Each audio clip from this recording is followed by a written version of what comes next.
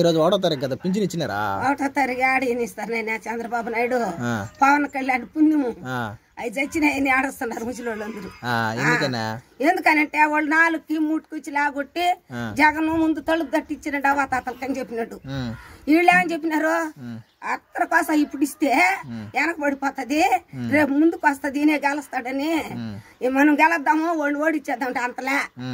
ఆయన ఎప్పుడైతే తలుపు తట్టించినాడు ఆయనే మాకు, మా బిడ్డ అయినా, మా కొడుకైనా, మా అల్లుడైనా, మా చిన్నాయన పెదనాయన ఎవరైనా సమస్తం జగన్.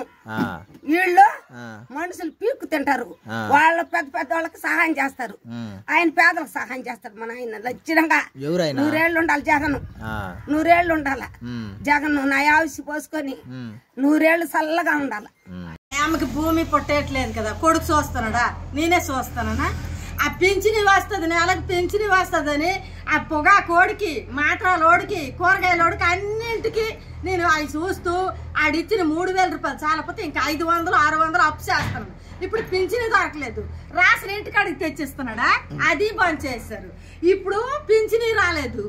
మరి ఇంకా నారా లోకేష్, చంద్రబాబు నాయుడు వాళ్ళు వచ్చిస్తారా? లేకపోతే ఇప్పుడు మా ముసలి దానికి పట్టుకొని కానీ ముష్టి అడుక్కోవాలరా? అన్న కొడుకులు ఏనా కొడుకు ఈ రకం చేస్తున్నాడు. దానికి సచివాలయం చెప్పాడు చంద్రబాబు. సచివాలయంకి వెళ్ళడానికి ఇప్పుడు సచిన్ దానికి ఎత్తుకొని వెళ్తాను నేనా వెళ్ళిపోతానా? అన్న కొడుకు ఏనా కొడుకు వీళ్ళందరూ ఉసురుతాయి, తాడు ఓట్లు గెలుస్తాడా? అది గెలిచి బాగుపడతాడా? ఆ తగులుతుంది ఇలాంటి ఉసురు మాత్రం. అప్పుడు 10 సంవత్సరాలు ఏర్పాటు చేశాడు ఆ చంద్రబాబు నాయుడు అన్నటప్పుడు కానీ ఇలాంటి ఈ రకం కానీ ఇచ్చుందిగా బాగుండు. అప్పుడు ఇంకల్లా దేవత ముష్టిదా ఈ పంచాయతీకి, బగాపిండి పంచాయతీకి ఒక సీఎఫ్ ముష్టి దానికి పెట్టాడు. ఈ పేదల సొమ్ము తినుకోని అది ఇచ్చింది బియ్యం. ఎవరికి లేచి పరిగెడితే ఒక్క రోజు కానీ ఎవరితో బాగాలేదో ఒక ఊరికి వెళ్ళి ఉండిపోయి మరుసటి రోజు వెళ్తాడు ఆ బియ్యం లేవు. ఏమంటే నీ బియ్యం ఎక్కడికి వెళ్ళిపోయినాయి అనగన్నాడు. ఈ 10 సంవత్సరాలు ఏలుబడి చేసి అంత ఇచ్చాడు. ఇప్పుడు ఏదో ఈ జగన్మోహన్ రెడ్డి వచ్చినాడు, ఇస్తున్నాడు ఇంటింటికి బియ్యము, పింఛని అని ఆశ పెడితే ఇది లేదు, అటు కూలికి వెళ్ళలేదు దానికి వదిలేసి ఆయన కింద సేవ చేస్తానంటే ఇప్పుడు అన్నింటికి కోసపడం, పొగాకు లేదని గొల్లు, మాత్రలు లేవని గొల్లు, ఎక్కడి నుండి నేను తెచ్చిస్తానని వదిలేసి కూలికి వెళ్ళలేకపోతే నేను ఎక్కడికి వెళ్తాను రా? ఏం బాగుపడిపోతాడు రా ఓట్లేసి? ఆయన కొడుకు అని ఎడుకొస్తే మొఖాన్ని ఊసేస్తాను నేను.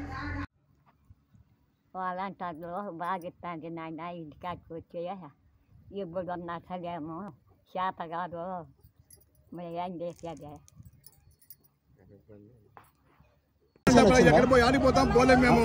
పెన్షన్ వచ్చిందా మనతో? ఇంటికి తెచ్చలేదా వాలంటీర్? ఎందుకు 3 రోజులకు తెలుస్తారంట, సచివాలయం పోయి ఇస్తారంట.